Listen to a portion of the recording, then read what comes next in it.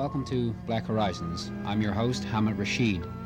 In today's program, we will be doing a pictorial profile of highlights on the career of Muhammad Ali, one of the most famous men in the world today may be Muhammad Ali. There are those, however, who would dispute this. Some consider him merely a loudmouth or a show-off. No matter, Muhammad Ali believes that he's the most famous man in the world, and he may be onto something. His pictures hang in African homes where they don't always even know what he does for a living. Arab kings lay villas on him like clinics. He is the toast of England and the fastest route to an argument in America. He claims to be everywhere like oxygen. His critics say like pollution. But whatever the chemical content, so much fire or fame has to be important. Ali is a rallying point for many blacks in North America and a link between them and the Third World. His persona, which began as a cheerful promotion stunt, has ballooned into a political and religious symbol for many. Even his detractors agree with the fact that Ali is perhaps the greatest boxer of all time and one of the finest athletes ever developed. His physician calls him a marvelous piece of machinery capable at 39 of fighting 5 more years at least. It would be impossible in the time that we have to do on our Black Horizons program to cover completely all of the brilliant career of this man. We will, however, attempt to cover the highlights of Ali's 20-year professional career, which began on October 29, 1960 in Louisville, Kentucky. Where it will end, only Ali knows.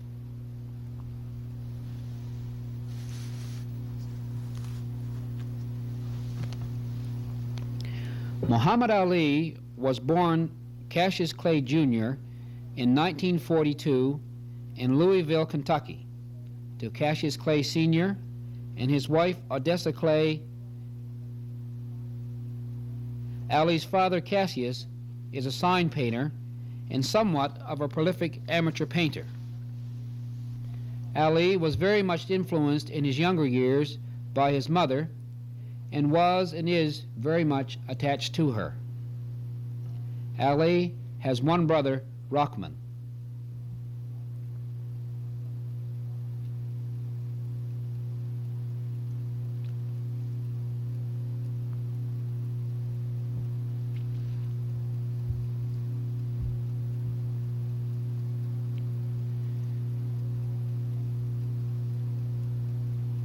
Ali's amateur boxing career commenced at age 12, where he was taught to box by patrolman John Martin. For all intents and purposes, Ali was born at the age of 12, the day that he entered the gym and started fighting. From then on, he was relatively pampered. Says Ali, "I've never worked a day in my life." At an age when the George Foremans of this world were learning their trade in alleys and bars, young Ali was the toast of the Louisville gym. His early years had little in common with the black experience of the time, although later in his career, Ali came to recognize the significance of being gifted and black in America. It wasn't exactly Judy Garland's childhood, but it was enough to make Ali excessively brash and sassy for a prize fighter. Ali's 100-fight amateur career culminated with a gold medal victory in the 1960 Olympics, where Ali fought as a light heavyweight. After returning from the 1960 Olympics, Clay began his professional career under the careful training of his career-long manager and friend, Angelo Dundee. At this early stage in his career, Ali was owned by a group of Louisville businessmen called the Louisville Group. But later, Ali purchased his contract from the group and was to be managed by Herbert Muhammad. After turning pro, Ali quickly moved up in class with triumph after triumph until he won the heavyweight championship of the world by defeating Sonny Liston on February 25, 1964 in Miami Beach.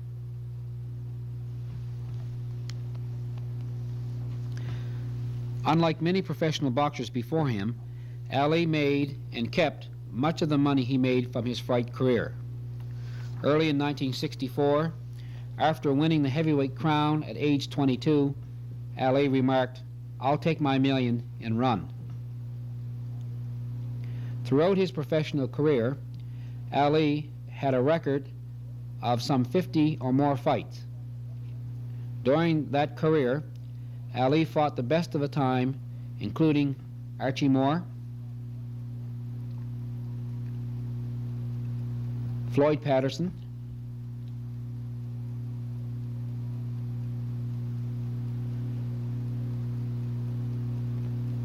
Sonny Liston,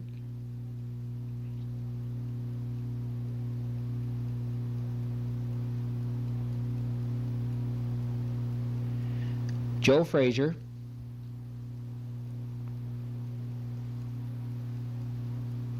George Foreman,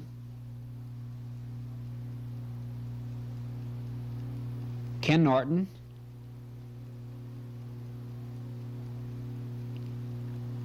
Ernie Terrell, Cleveland Williams, and many others.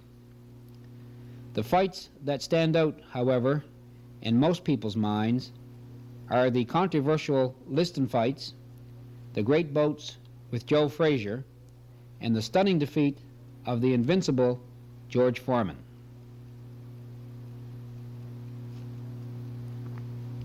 In the first Liston fight, held in Miami in 1964, a screaming Cassius Clay, as the 8-1 underdog, predicted that he would win the heavyweight championship from Liston in the 8th round.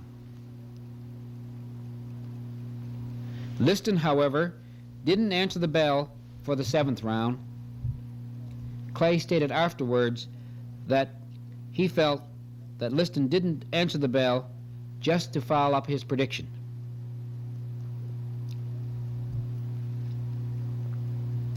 The second Liston fight was fought a year later in Lewiston, Maine, on May 25, 1965, in a youth center gymnasium.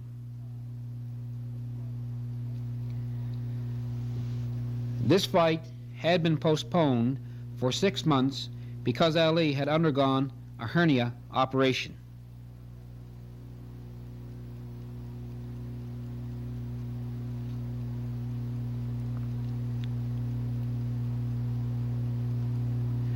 After the first round knockout, Liston's license was suspended by the Boxing Commission, but he was later cleared.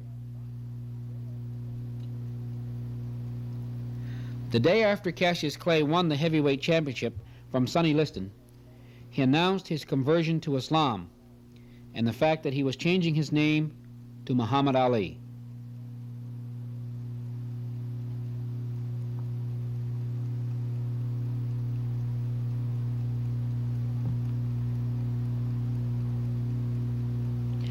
Many people at first refused to accept Clay's change.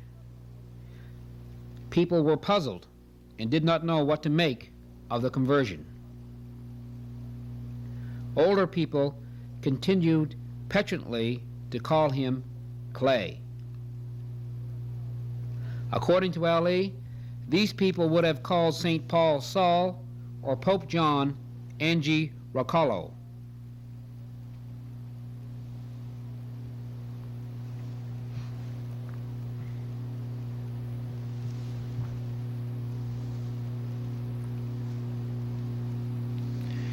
During these days, Malcolm X, or El-Haj Malik Shabazz, as Malcolm X was properly known, was a big influence on Ali, as was Elijah Muhammad. Elijah Muhammad was known to the world as the spiritual leader of the lost found nation of Islam.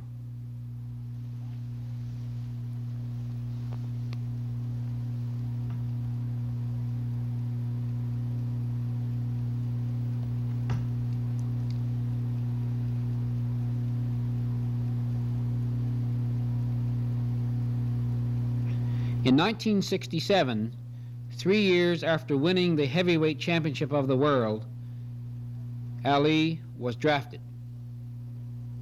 Ali refused to serve. The actual draft rejection was routine except for the popping of flashbulbs and the press conference afterwards.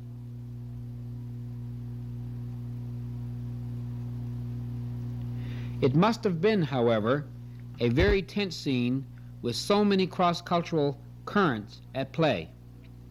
The white sheriff scene slamming against the celebrity mystique, and the black and peace power out in the streets.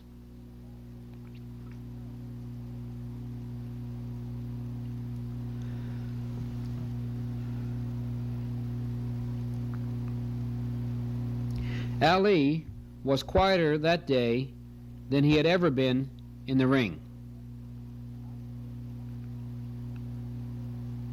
Asked about his refusal to serve, Ali responded, "I don't have anything against the Viet Cong.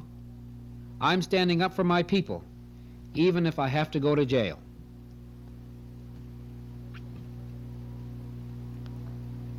Stripped of his title for refusing the draft, Ali spent the next 3 years in exile, fighting exhibition bouts, touring college campuses, and plunging deeper into Islam than in any other period in his life.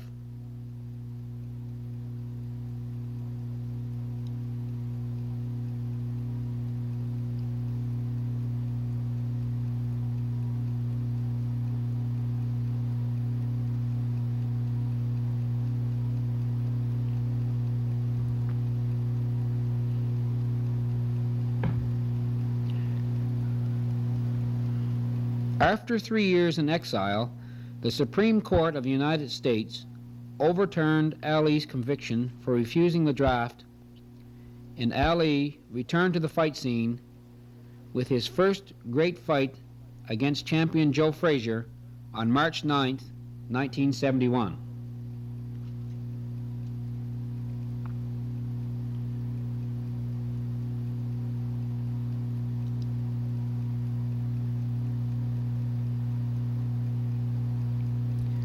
For the first time in history, 2 undefeated heavyweight champions fought for the heavyweight title of the world.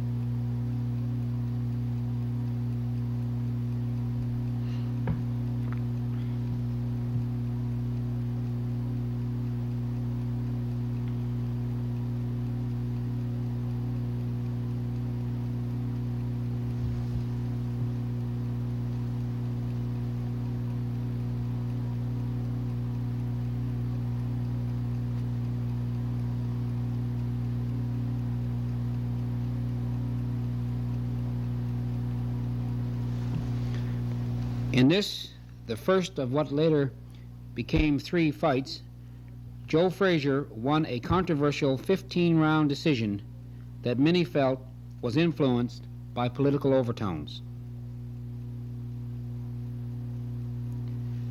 The two met again on January 28, 1974, after Joe Frazier had lost his heavyweight title to George Foreman approximately 1 year earlier.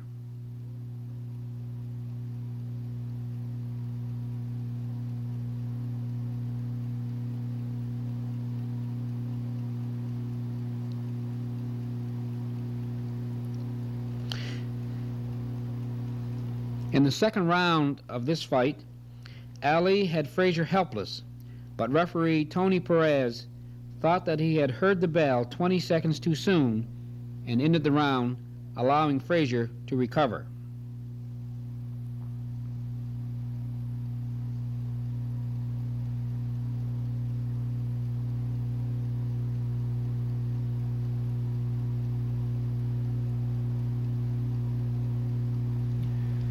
Ali later went on to defeat Frazier on a 12-round decision.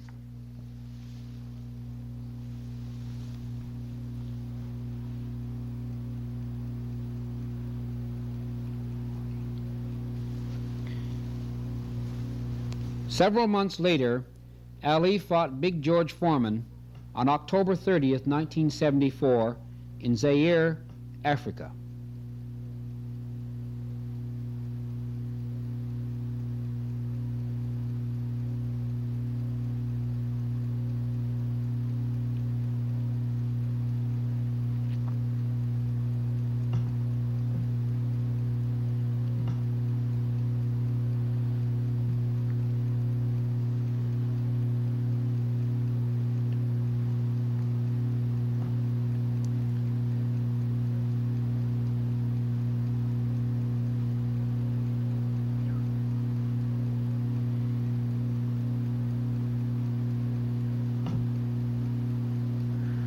Ali went on to defeat George Foreman by a KO in the 8th round and became the second man in history to win the heavyweight title twice.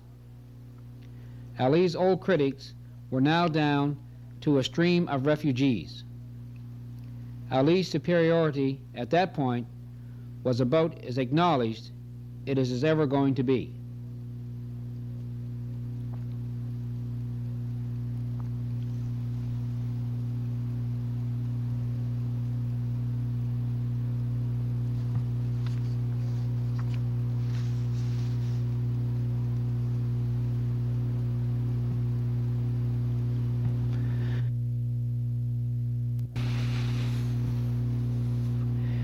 After the Foreman victory, the drama of exile and return was completed. From the draft board to Zaire, Ali had acted out on a pop art scale the drama that we all long to believe of death, rebirth, and vindication. Ali had entered folklore, and many felt that there was no place to go but down. Not so. Ali went on to lose his championship and regain it again in fight against young Olympic star Leon Spinks. Thus, adding to the Ali legend, he became the first man ever to win the heavyweight championship of the world 3 times.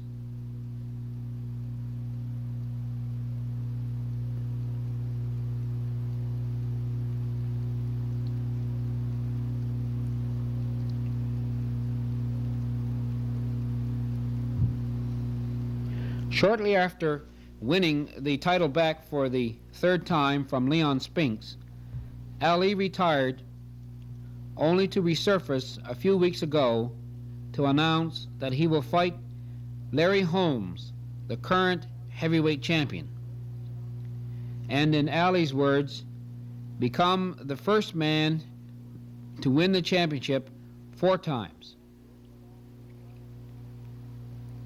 Where will it all end, you ask yourself? Well, only Ali has the answer to that, and even that is questionable. Ali's imagination can always cook up something to arouse the bored child in him.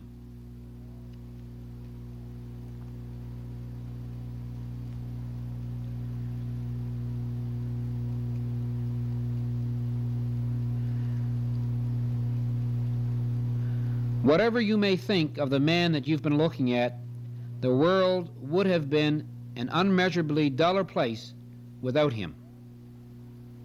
And it appears that Ali is determined to keep things the way they are. At least the celebrity part of him is.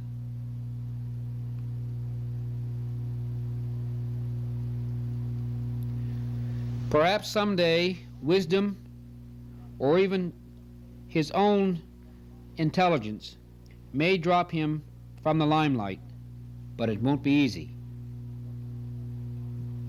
Ali worshipped at the shrine of fire a long time before he heard of Islam, and he still bows in that direction every time that he sees a Brownie camera or a typewriter.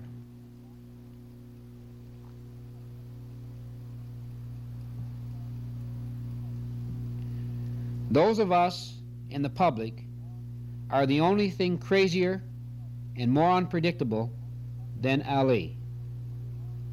And in the coming years, we will be his toughest opponent. Will the planet Earth feel the good of his coming, or will only the black community recognize it? Or will we all live to curse our monster or forget him? So you see, the kind of Ali we get is still by and large up to us, a reflection of what he thinks he sees on our faces. Right now, we seem to want a laughing hero, and we've got one.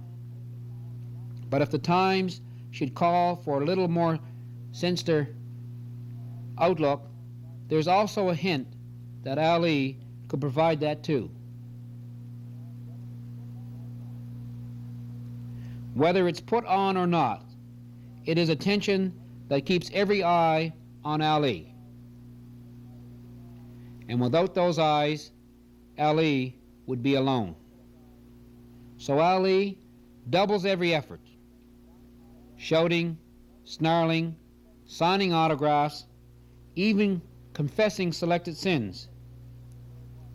Anything that it takes to keep the world watching, to keep his place safe in the sun and out of the dark.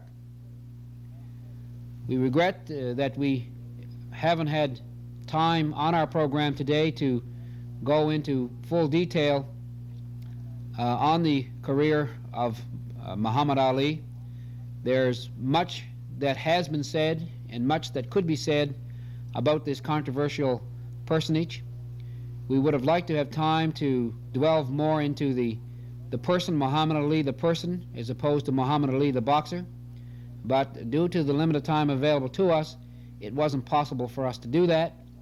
We may very well have a part 2 to this program where we'll attempt to do just that. That's our program for today. Thank you very much for watching Black Horizons. See you next time.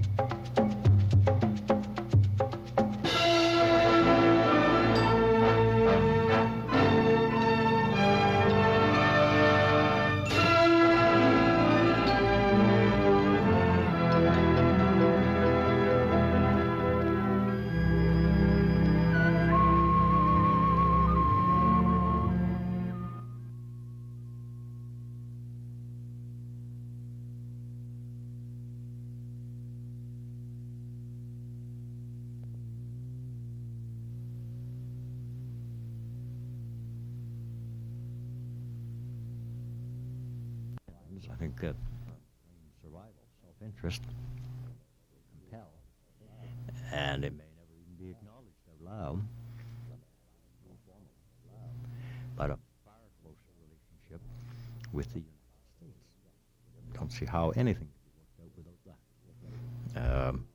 Whether we split into regions or whether we stay together in a federation, we're going to have to arrive at closer economic accommodations with the United States of America. Hopefully also with the European Common Market, with Japan, and with the Pacific Rim countries. In other words, we must become, in many ways, infinitely more international oriented than we are at present. Every year that goes by, or every day that goes by, I think, it becomes more difficult to operate in isolation. There have been plenty of instances to make it clear that you cannot really go it alone. Bargain the best you can, and should, within the forum.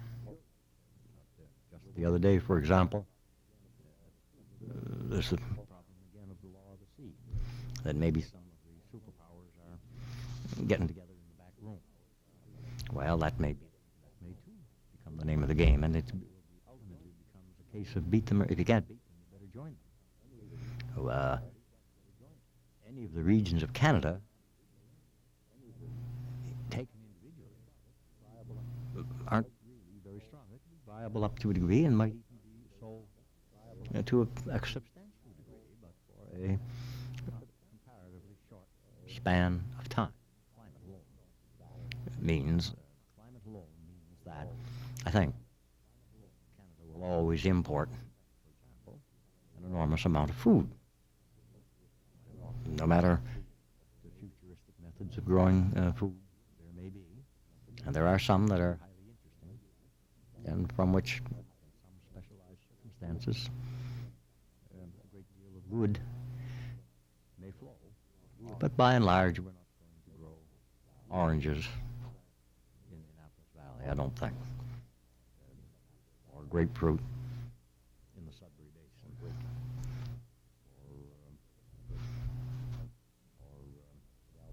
bananas in the Alberta foothills. It isn't likely to happen. And we are therefore, whether we like it or not, part of the broader sphere. What is going on? I think we'd like to see C.D. Howe and the Frasers and the other institutes and research organizations look at the whole thing from far broader terms of reference than I've seen up until now, where we fit in the future. Because we are already. I don't think it's a case of these debates being useless.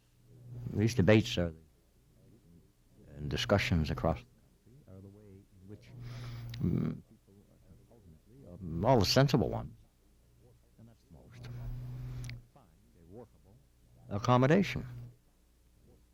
Back and fill and make shrill statements sometimes, and argue when it's all over, it's the same. They've worked out an understanding that they may never, ever acknowledge. Who needs the hassle? But the accommodation will work just the same. It'll work very well indeed. Hope you've had a very, very good day. That tomorrow will be for you one of your best. Good night.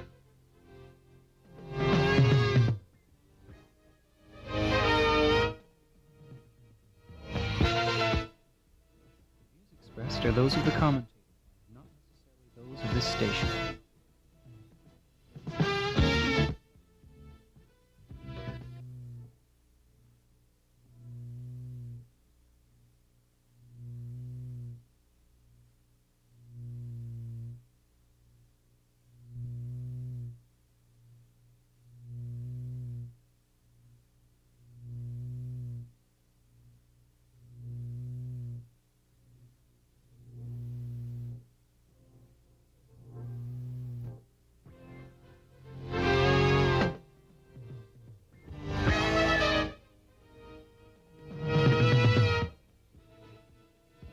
The views expressed are those of the commentator, and not necessarily those of this station.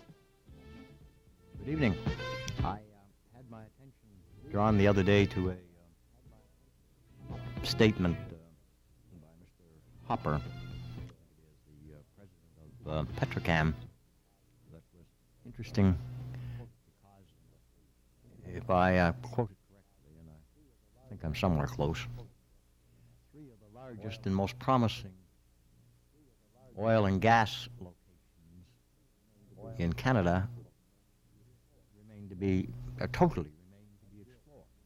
Haven't had a drill put in yet. They're all in the high, all up in the high Arctic. And chances are they're going to sit there a while. We've had an enormous amount of confusion, and you can find a statement, I guess, to support almost any point of view that you choose to put out.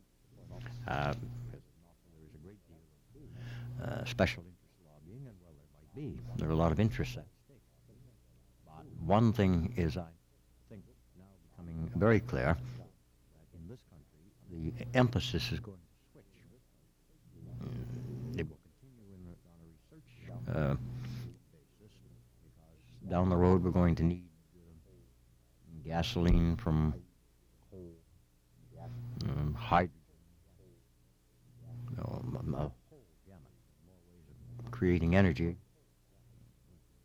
It would take half an hour to generate electricity. Yes, we're beginning to find out once we get serious. Or to create fuel, they can make it from wood, make oil from wood, if you're so minded. So that it's beginning to seep into the public consciousness that the situation isn't nearly as such cause for hysteria as was thought to be the case not so very long ago. Projections of reserves of oil and or natural gas have never been very reliable.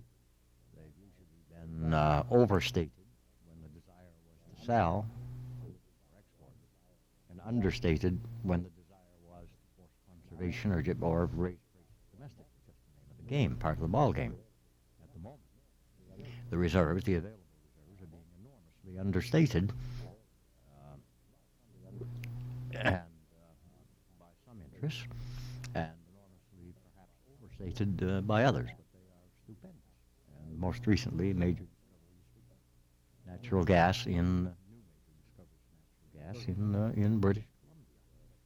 The search is speeding up on all sides, with some exceptions, because the measures, and it wouldn't have mattered whether the government changed or not, measures are being taken to stretch out some programs which won't be needed for a while. And they shouldn't be surprised, the Beaufort Sea, that's so much sunk in there, they may have to go ahead anyway. Some tar sands are being pushed back, and so on, because worth the lowest, the most conservative estimates that come from substantially reliable sources. We have enough oil in this country to run it for 32 years, barring the necessity to import. Proven, immediately recoverable, and enough natural gas to make her go for 44 years. We turn another wheel, and that leaves out of account many sources of supply. So somebody says, then why are we buying oil from Mexico? Because of that qualification. Place where we don't have it is in Atlantic Canada. In Canada, by and large, east of Montreal, and may always pay the import sum. Hard to say, but in any case, we have a contract with Mexico.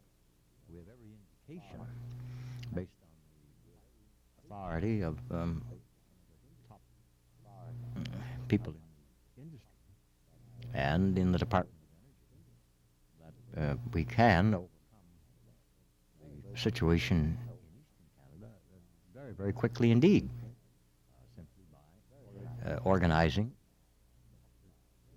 so as to put the highest possible priority on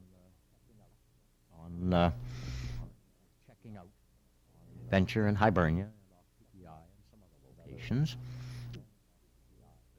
other steps such as coal and so forth, in this region. And on land, I think primarily in New Brunswick, but in some parts of Nova Scotia, they never explored to any extent, seriously, up to now, to put the pressure there to development of Hibernia in the first instance, perhaps, and Venture, and save and the billions that otherwise would be going into the high Arctic, with, again, with some exception, and some plans in certain areas are probably too far along to reverse or to slow down, but to divert those resources to where they will overcome the problem the fastest. And that obviously is the reason for the changes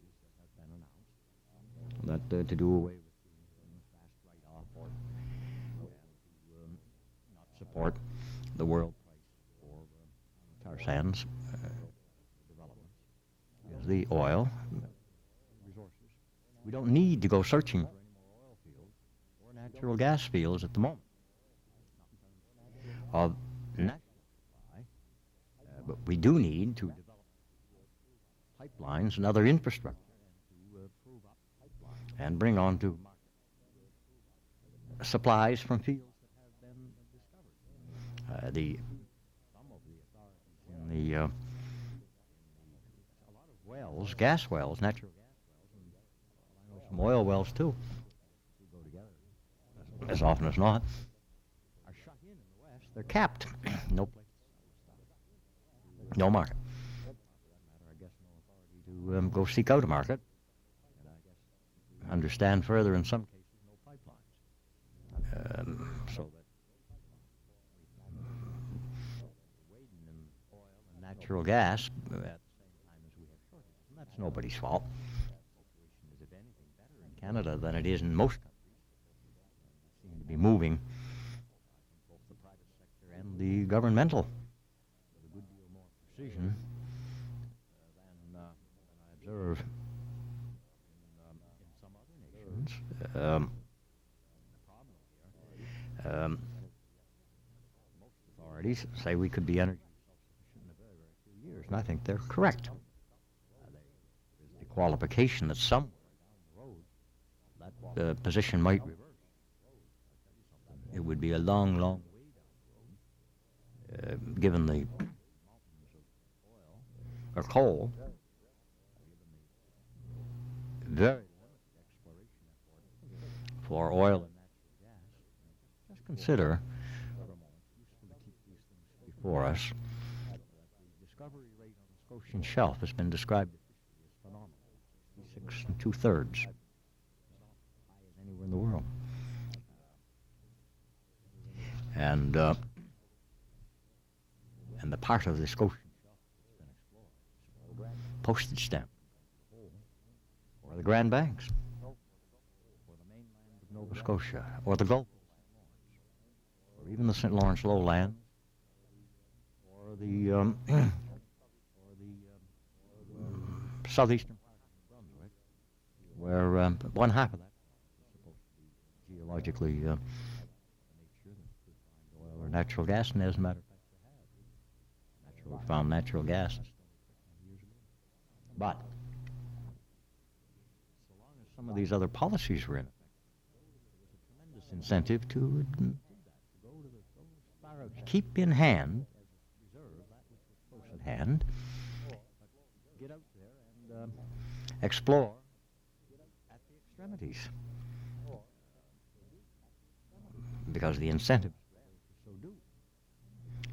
Then the game changed, because the discoveries began to come in thick and fast. They have been in Alberta. They have been in Alberta, and the expectations are, the Saskatchewan, what did we get the other day? An all-time record in receipts for exploration bids, because of primarily because of oil potential. The explosion in the price kicked off an explosion in exploration, and not only, of course, all over the world. And the effect of the explosion in exploration activity was a rate of discovery infinitely beyond any of the projections, and so fast that nobody could get a handle on it and slow it down. So that we have the situation that the economist, which is usually quite far-sighted, foresaw. Spot shortages, region shortages, absolutely severe shortages in some countries, and in some regions within some countries. And in the longer term, changing patterns. I saw one the other day that Russia might become a net importer. The fellow who wrote that one on the basis of that, as things are today, they have been and will remain. The Russians have barely begun exploring their country and have staggering fields in Siberia one of these days to get friendly enough with the Japanese or Americans or somebody and to borrow the technology or make the necessary arrangements to bring the fields on stream about for 20 years. And by some accounts, there are even larger in further up in Siberia, reaching across under they call it the Bering Sea to Alaska. And then in the east and off the north, there's a dispute, like George's Bank thing, I guess, on dispute between Russia and Norway over a huge area of sea that, according to the geological authorities, may well contain, as we know, the Norwegians deliberately they're speeding up a little bit on public pressure, very, very slowly on developing their oil. Small country with small population and a very happy state and solve a few other problems. And so it goes. I was not the slightest bit surprised. Mr. Hopper and some others have, for years, projected quantities of oil and natural gas in the high Arctic billions of barrels, trillions of cubic feet, and they're probably right. So I was not the least bit surprised to read that 3 major potential areas are up there that haven't been drilled. They'll be there when the time comes. And I take note that one of the major companies has called off its plans to limited its former plans in the Labrador, where the conditions are extremely difficult. That was done after the government made the changes to do away with the special they'll continue, I mentioned a few moments ago, they'll continue the research effort. Now, I don't believe those, now these changes have been in the mill, I believe, for quite some time. They weren't made casually, and they weren't made top of the head. They hurt people, no question about that. Dashed some hopes, and opened opportunities for others. But the purpose explained to me some months ago. As I say, it didn't matter which government was in power. It wouldn't matter if it was NDP, Liberal, Conservative, or NDP. It's a long-term strategy. There's X dollars that's available for investment at any given time. And there are X priorities. You can't afford to let Canada east of Montreal can't afford that. And there must be a visible appearance of doing something about it. You can't afford to buy oil. You got security, apparently, in Mexico. No break on price, that's for sure. Tit for tat. Here, Mexico currently sells 300 million gas a day to the United States at $3.62 per 1,000 cubic feet. The Americans for $4.47. We can hardly quarrel with Mexicans when they set the price above the OPEC price. We're not to probably never will. Rightly so. If that's the name of the game, if the name officially fixed price, and then hope you can get it. Two things that can keep the oil market relatively tight.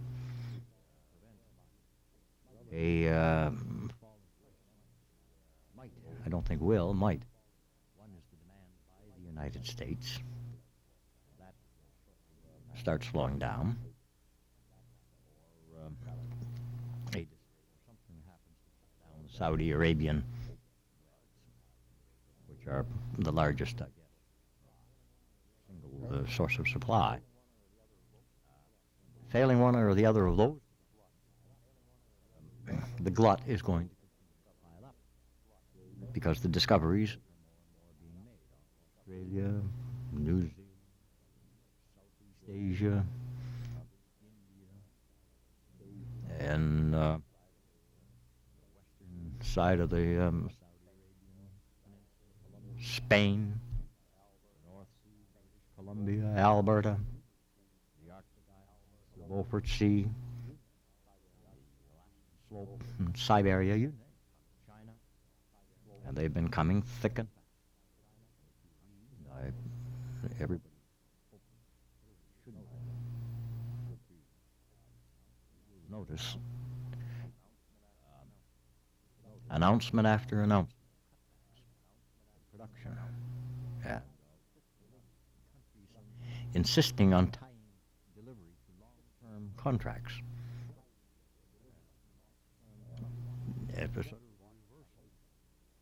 If you want the stuff, you can get it. Pay for it. I understand the prices is falling on the market, and that's not all good news. Not to government, not to major operators. No, it's a long ways.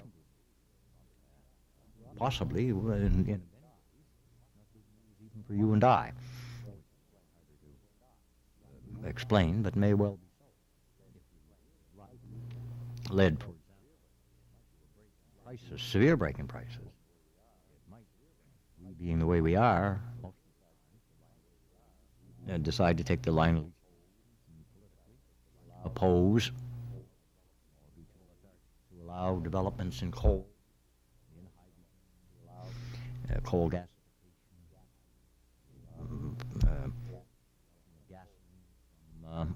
from coal, what was it, peat, wind. We be in the way we are. The track record says we are. Too sharp a price break. Might be very difficult to obtain the support. The alternate studies to get the research done. It doesn't matter whether there's a glut or I believe people who say we couldn't possibly run out of oil and natural gas for at least another couple of centuries, for many centuries. A little more looking, I'm not. A lot of the reports I've read, implication that all read one about electric power. That was my forecast, everything being used up and so forth. Any account whatsoever of the Himalaya mountains of Central Asia. Stupendous potential source. Or of the Andes. I don't know what, I think the public knew about in his own backyard. Represented the world. And all of us do that type of thing. None of almost that I've seen with respect to the world takes any account of where there are huge coal known, and who knows what else, as and when they ever get around to searching. So somebody says it's under the ice, and my answer to that is an awful lot of things that seemed extraordinary. I think not publicized nearly as much as because of its opening of a base metals mine in Canada. Pole. And 15, 20 years ago, that would not.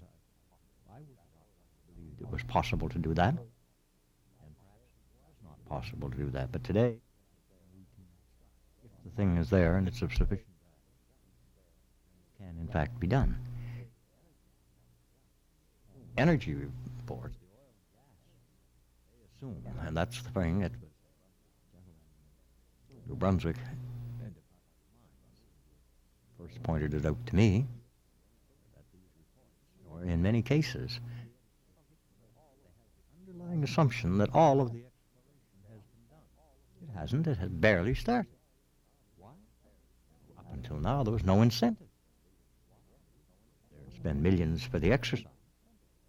There's no incentive, and that's why Gays thousands of years. It's always been. Other ore deposits. Cannabicaceous River Valley wasn't put there yet. Incentive wasn't there until all of it began to soar. Bread, which makes great the demand rise 4 to 5% a year. For the people in New Brunswick, not so hot for the people in paying New Brunswick's price for it. That's why I think effective development program. Own observation and any serious drilling mainland or hydrocarbons or in New Brunswick, well sunk. Canada and in Canada, let's take the problem of Ontario. There are some new discoveries in some parts, particularly of natural gas. If my recollection wells have so far, I understand that's what the sign, but only 5. So we barely got started. In-depth exploration. I saw a report by Energy, but same thing. In Canada, there are 1,000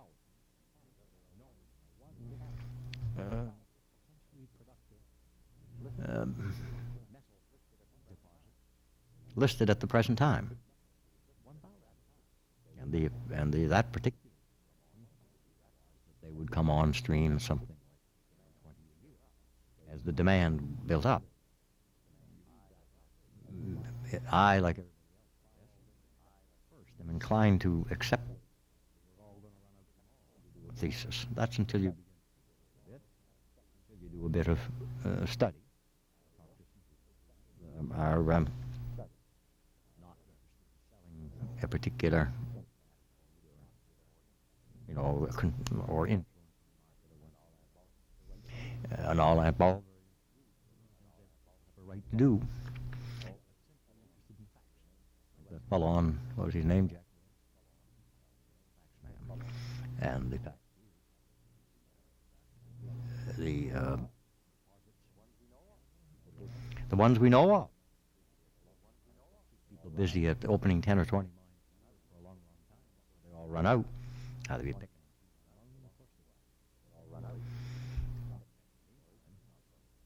Exploration's not going to stop.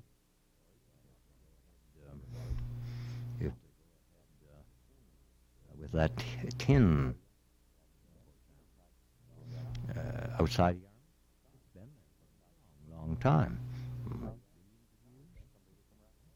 Waiting for somebody to come around. What else is there? Waiting for somebody to come around. Was there? Adventure's been millions of years. Are we to assume that on that whole there are and Hibernia, the Gulf of St. Lawrence, and international to be resolved, I guess, before it becomes serious.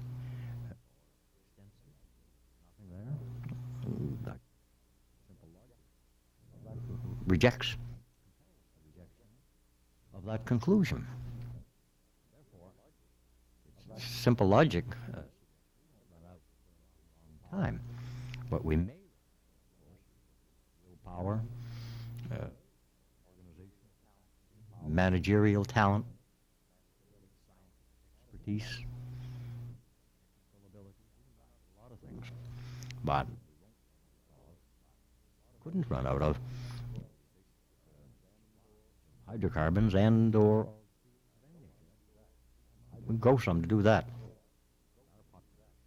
Markets. But what we are is the switching now to the resolution, recognizing that there's other reserves, and we may not need them for another 30 years. Why bother now? Well, tomorrow will be